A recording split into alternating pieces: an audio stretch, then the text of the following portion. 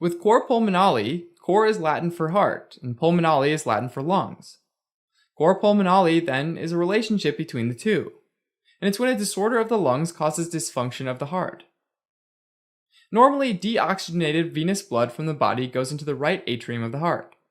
From there, it goes into the right ventricle and gets pumped into the lungs, where it gets reoxygenated as it goes through the pulmonary circulation.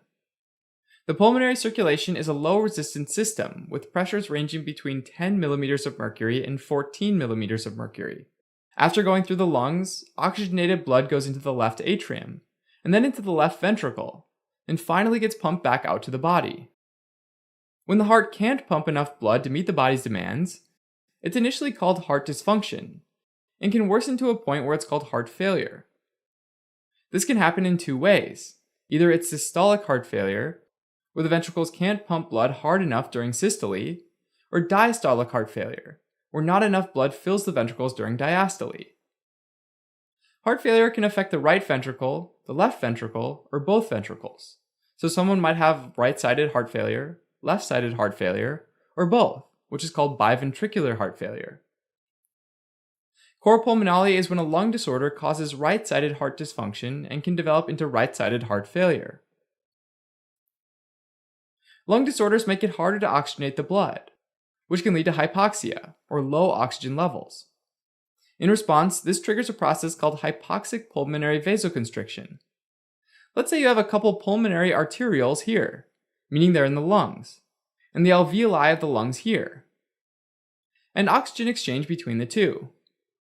If one of these alveoli is poorly ventilated, the corresponding arteriole vasoconstricts to divert blood away from it. This works pretty well, but when lots of alveoli are poorly ventilated, like with a lung disorder, they all start to vasoconstrict and the mechanism backfires. When lots of arterioles vasoconstrict together, there's an increase in resistance and it leads to pulmonary hypertension, with the pulmonary blood pressure rising above 25 millimeters of mercury. The high pulmonary pressure makes it hard for the right ventricle to pump blood into the pulmonary circulation. As compared to the left side, the right side of the heart is thinner walled and used to ejecting blood against a low pulmonary vascular resistance.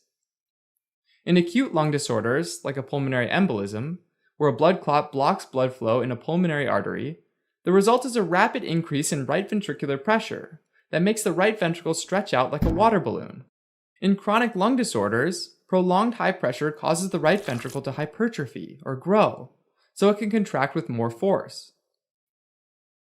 That hypertrophy is concentric, which means that the new sarcomeres are generated in parallel with existing ones. So as the heart muscle wall enlarges, it crowds into the ventricular chamber space, resulting in less room for blood to fill the heart, and that leads to diastolic heart failure. The increase in right ventricular muscle mass also means that there's a greater demand for oxygen. And to make matters worse, the coronaries get squeezed down by this extra muscle, so that even less blood's delivered to the right ventricle. More demand and reduced supply leads to right ventricular ischemia, and that leads to weaker contractions and systolic failure. Cor pulmonale results from pulmonary hypertension, which typically comes from one of three categories of diseases: something that damages the lung tissue, like chronic obstructive pulmonary disease; something that damages the pulmonary vessels themselves, like chronic thromboembolisms or recurrent blood clots; or something that affects the spine or rib cage, like kyphoscoliosis, where the spine is curved and the lungs can't fully expand. An important distinction is left heart dysfunction or failure, which can result in pulmonary hypertension but wouldn't be considered cor pulmonale, because the initial problem is with the heart itself, not the lungs. Primary right-sided heart failure, which might happen after a right ventricular myocardial infarction or as a consequence of pulmonary valve stenosis, would also not be considered cor pulmonale, as the underlying defect is related to the heart, not the lungs. Because cor pulmonale stems from pulmonary hypertension, the symptoms are all related to the backup of blood in the venous system. Pulmonary hypertension can lead to severe shortness of breath, fatigue, and fainting, and right-sided heart failure can cause blood to get backed up coming from the body, causing jugular venous distension, hepatomegaly, and edema. The diagnosis of cor pulmonale is usually made with an echocardiogram that shows evidence of increased pressure in the pulmonary arteries and right ventricle, Follow-up tests can be done to identify the underlying cause. For example, spirometry can be done to look for chronic lung disease.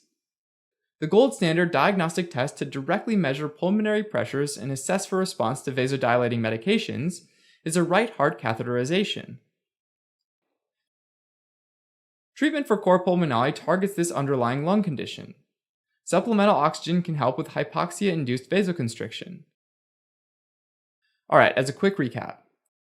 Cor pulmonale is right heart hypertrophy, dysfunction, or failure caused by pulmonary hypertension from a lung condition. This results in systemic fluid congestion leading to jugular venous distension, hepatomegaly, and edema. After diagnosis with echocardiography, right heart catheterization, and potentially spirometry, treatment includes addressing the underlying lung condition and administering supplemental oxygen.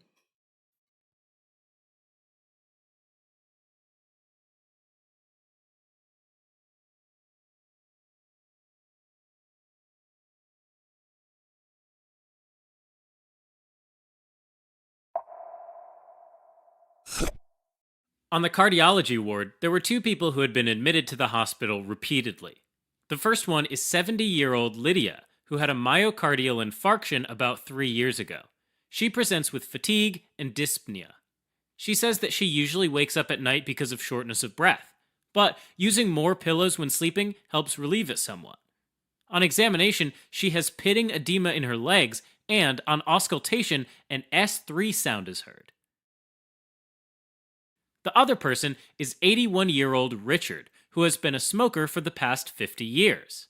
He is also experiencing fatigue and has pitting edema, but on further examination, there's also jugular venous distension and hepatomegaly. Okay, so both these individuals suffer from heart failure. Heart failure is a clinical syndrome used to describe the inability of the heart to pump enough blood, or a point at which the heart can't supply enough blood to meet the body's demands. This can happen in two ways. Either the heart's ventricles can't pump blood hard enough during systole, called systolic heart failure, or not enough blood fills into the ventricles during diastole, called diastolic heart failure. In both cases, blood backs up into the lungs, causing congestion or fluid buildup, which is why it's also known as congestive heart failure, or just CHF. Alright, first up is systolic heart failure. One way to think about this is that the heart needs to squeeze out a certain volume of blood each minute, called cardiac output, which can be calculated as the heart rate multiplied by the stroke volume. The heart rate is pretty intuitive, but the stroke volume is a little tricky. An adult heart might beat 70 times per minute, and the left ventricle might squeeze out 70 milliliters per beat. So 70 times 70 equals a cardiac output of 4,900 milliliters per minute, which is almost 5 liters per minute. Now, the stroke volume is only a fraction of the total volume. The total volume might be closer to 110 milliliters, and 70 milliliters is the fraction that got ejected out with each beat. The other 40 milliliters kind of lingers in the left ventricle until the next beat. In this example, the ejection fraction would be 70 milliliters divided by 110 milliliters, or about 64%. A normal ejection fraction is about 50 to 70%. Now, in systolic heart failure, there's decreased contractility of the left ventricle, which causes a decreased cardiac output because the stroke volume is low. This means that there's also a decreased ejection fraction. During diastole, blood returns to the ventricles and combines with the leftover blood that didn't get pumped out during systole, and this is called the EDV, or end diastolic pressure volume. With systolic heart failure, don't forget that EDV is high, because there's more blood left over after each heartbeat. Regarding the end diastolic blood pressure, or EDP, which is the pressure that's found in the ventricle at the end of diastole, this will also be high, because the volume at the end of diastole is high as well.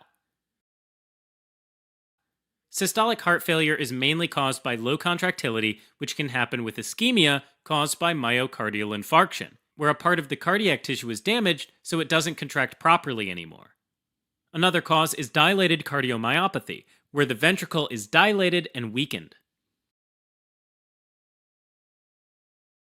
Now, in addition to systolic heart failure, you've also got diastolic heart failure, which is where the cardiac contractility is sufficient, but not enough blood is returning to the ventricles. In this case, again, the stroke volume is low, but the ejection fraction is normal. So, for example, the total volume might be lower than normal, say about 69 milliliters, and we pump out 44 milliliters. So, if we divide 44 by 69, we get 64%, which is within the normal range. With diastolic heart failure, we need to look at the end diastolic pressure, or the EDP, as well.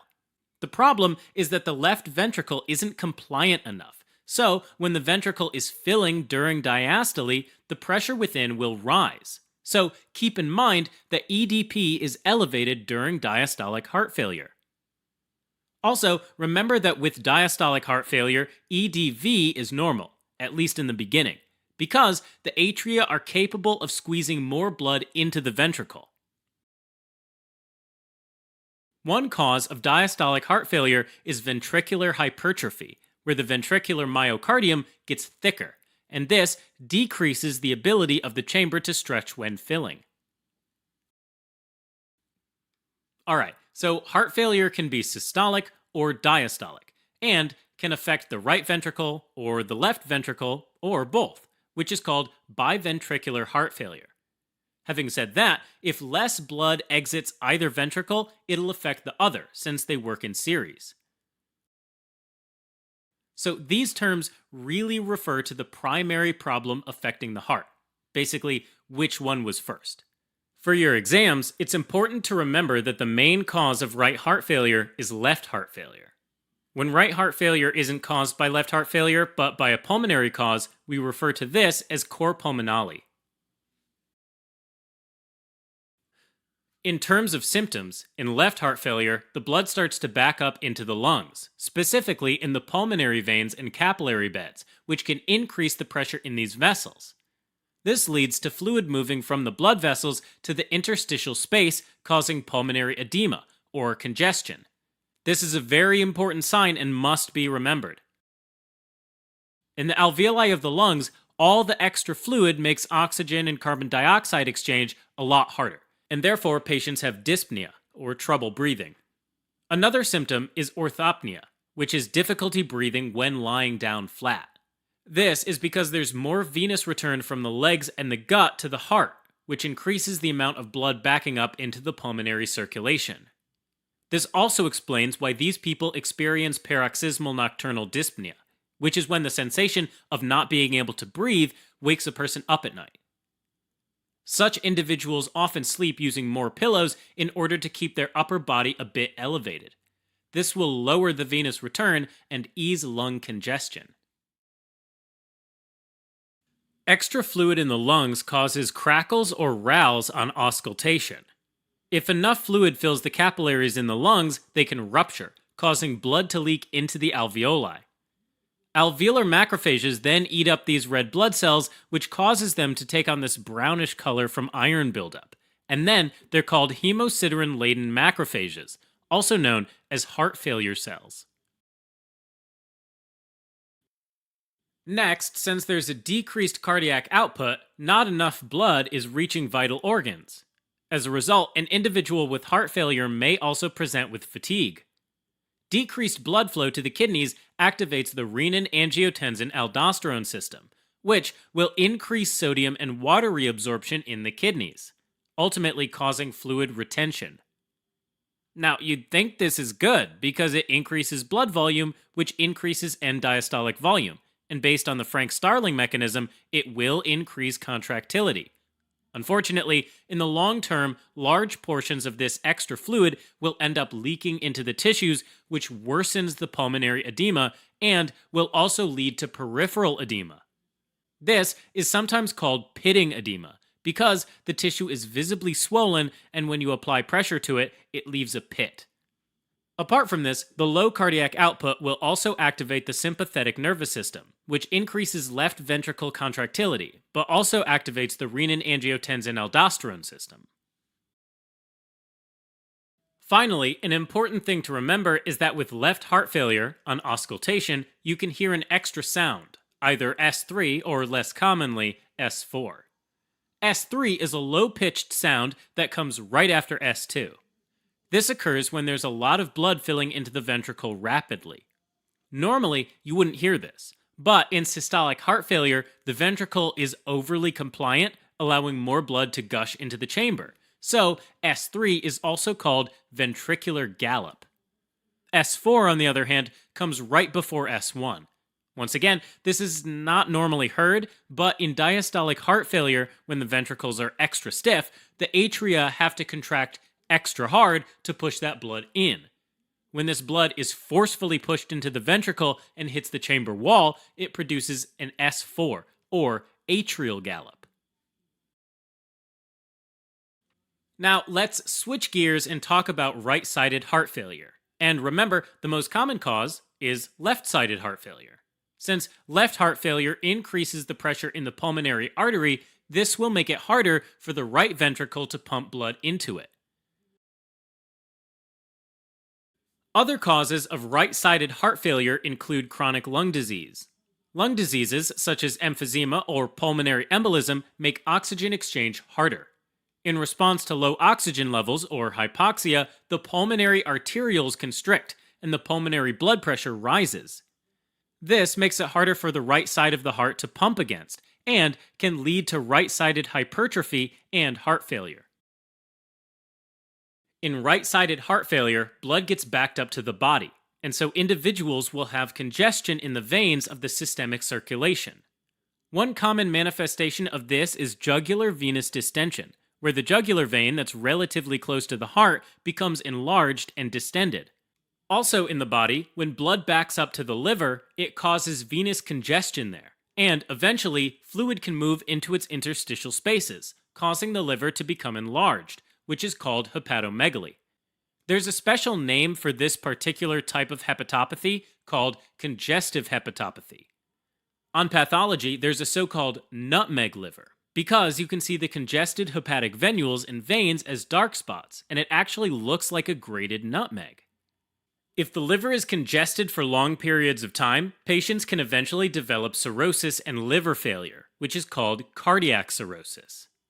Finally, fluid that backs up into the interstitial space in the soft tissues of the legs causes pitting edema. In terms of treatment, a high-yield topic for your exams is the list of medications that decrease mortality and slow down the progression of heart failure. This includes angiotensin-converting enzyme, or ACE inhibitors, angiotensin receptor blockers, or ARBs, aldosterone receptor antagonists, like spironolactone, and certain beta blockers, specifically carvedilol, bisoprolol, and metoprolol. Bear in mind, though, that beta blockers must be used with caution in decompensated heart failure, which is when the heart failure rapidly worsens. That's because of their ability to decrease heart rate and their negative inotropic effect, meaning that they decrease the force of a heart's contraction.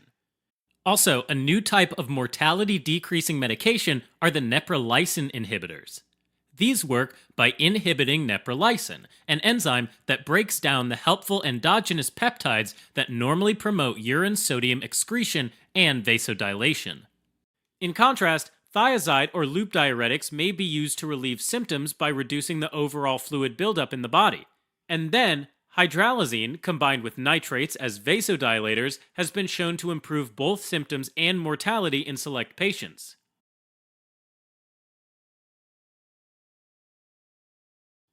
Okay, let's review. Heart failure is a clinical syndrome where the heart is unable to pump enough blood, or a point at which the heart can't supply enough blood to meet the body's demands. This can happen in two ways. Either the heart's ventricles can't pump blood hard enough during systole, called systolic heart failure, or not enough blood fills into the ventricles during diastole, called diastolic heart failure. Heart failure can affect the right ventricle or the left ventricle or both. If less blood exits either ventricle, it'll affect the other since they work in series. So left-sided failure could cause right-sided failure, and vice versa. So these terms really refer to the primary problem affecting the heart. Basically, which one was first. Actually, the main cause of right heart failure is left heart failure. When right heart failure isn't caused by left heart failure, but by a pulmonary cause, we refer to this as cor pulmonale. Now, since both ventricles are affected, let's remember that symptoms of heart failure include dyspnea, orthopnea, fatigue due to low perfusion, rales, jugular venous distension, pitting edema, and an S3 or rarely an S4 heart sound on auscultation. Treatment includes medications that decrease mortality and ones that are used for symptom relief. And finally, we come back to our cases. Lydia came in with a history of myocardial infarction. She's experienced fatigue and shortness of breath. Examination shows pitting edema and an S3 sound. An echocardiogram showed that her ejection fraction was pretty low, which indicates systolic heart failure. Her other symptoms point towards a left heart failure, and the key symptoms were dyspnea, paroxysmal nocturnal dyspnea, and orthopnea. Next is 81-year-old Richard, who presents with fatigue, pitting edema, jugular venous distension, and hepatomegaly. His echocardiogram showed that his ejection fraction is normal, but there's hypertrophy in his right ventricle. This and his symptoms like jugular venous distension and hepatomegaly point towards right heart failure with a pulmonary cause. Now, since Richard has been a smoker for the past 50 years, pulmonary emphysema could be the cause of his right-sided heart failure, so the next steps involve doing a chest x-ray and spirometry.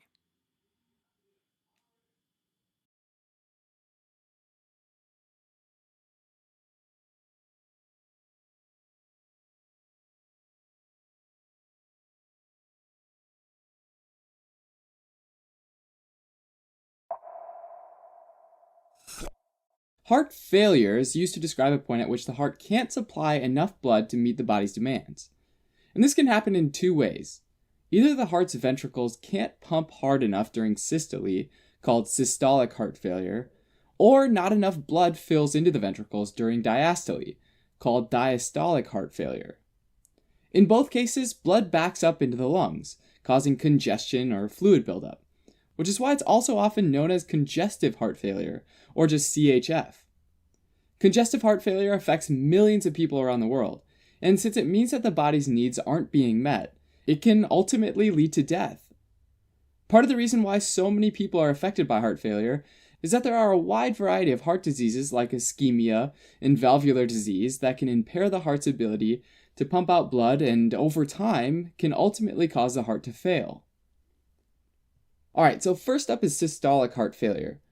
Kind of a mathematical way to think about this one is that the heart needs to squeeze out a certain volume of blood each minute, called cardiac output, which can be rephrased as the heart rate, or the number of beats in a minute, multiplied by the stroke volume, the volume of blood squeezed out with each heartbeat. The heart rate's pretty intuitive, but the stroke volume's a little tricky. For example, an adult heart might beat 70 times per minute, and the left ventricle might squeeze out 70 milliliters per beat.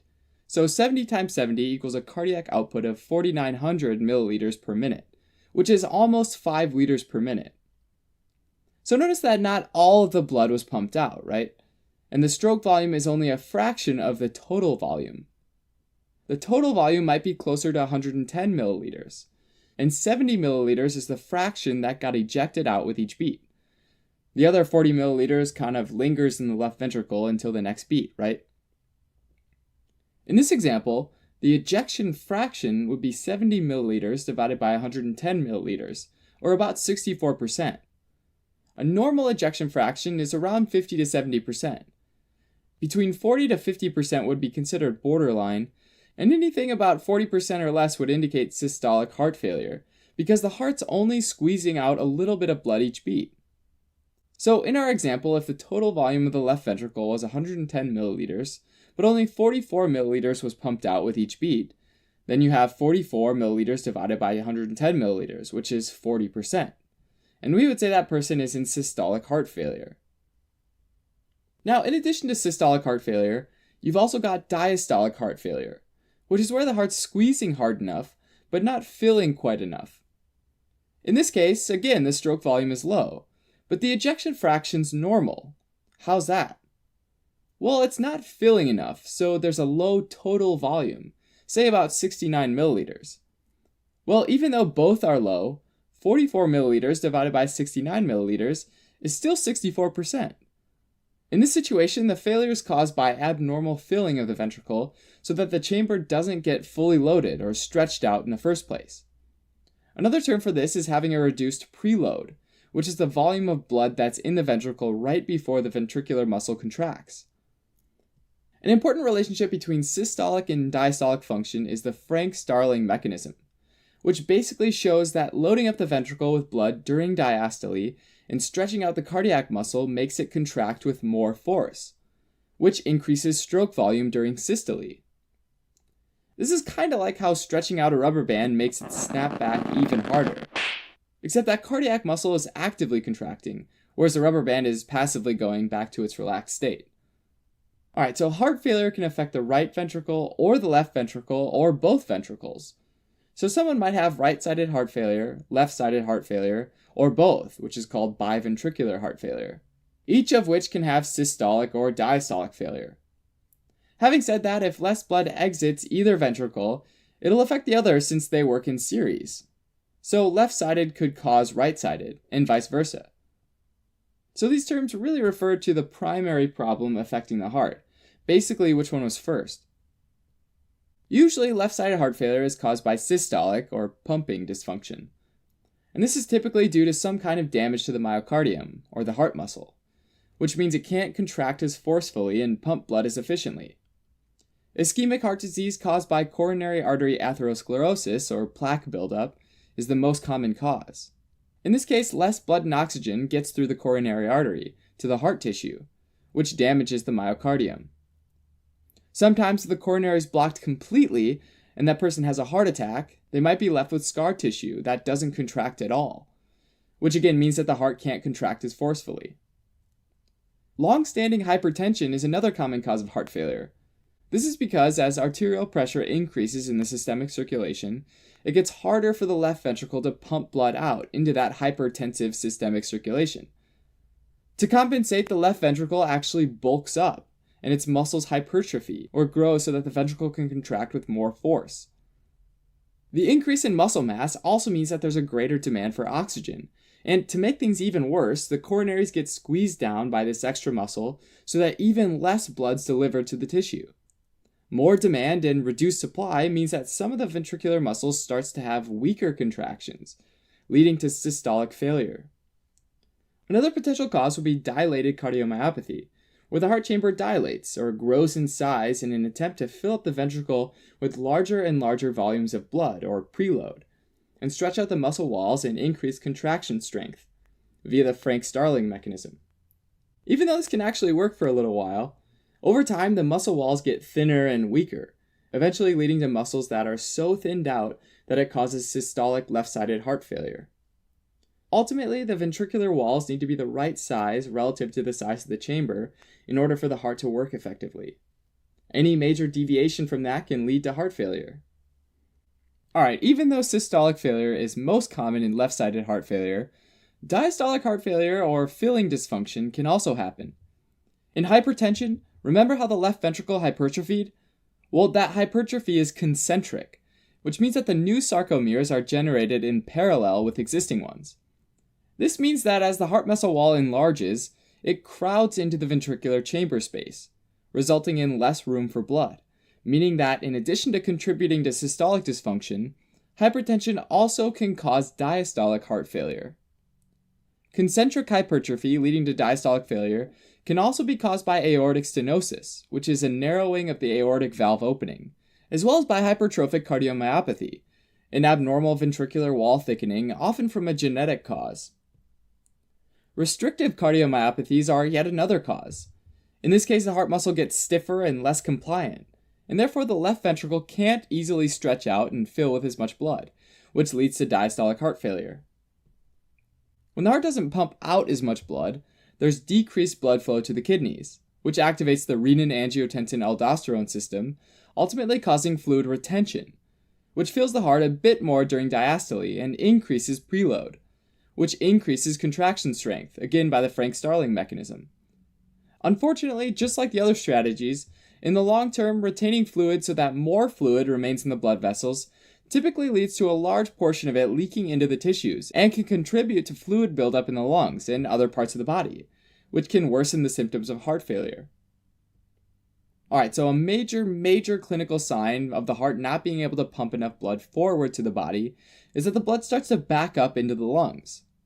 A backup of blood in the pulmonary veins and capillary beds can increase the pressure in the pulmonary artery and can also result in fluid moving from the blood vessels to the interstitial space, causing pulmonary edema or congestion. In the alveoli of the lungs, all this extra fluid makes oxygen and carbon dioxide exchange a lot harder, since a wider layer of fluid takes more time for oxygen and carbon dioxide to diffuse through, and therefore patients have dyspnea, or trouble breathing, as well as orthopnea, which is difficulty breathing when lying down flat, since that allows venous blood to more easily flow back from the legs and the gut to the heart and eventually into the pulmonary circulation. This extra fluid in the lungs causes crackles or rales to be heard on auscultation while the patient breathes.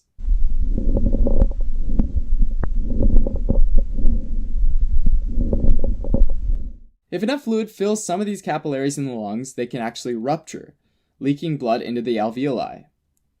Alveolar macrophages then eat up these red blood cells, which causes them to take on this brownish color from iron buildup. And then they're called hemosiderin-laden macrophages, also known as heart failure cells.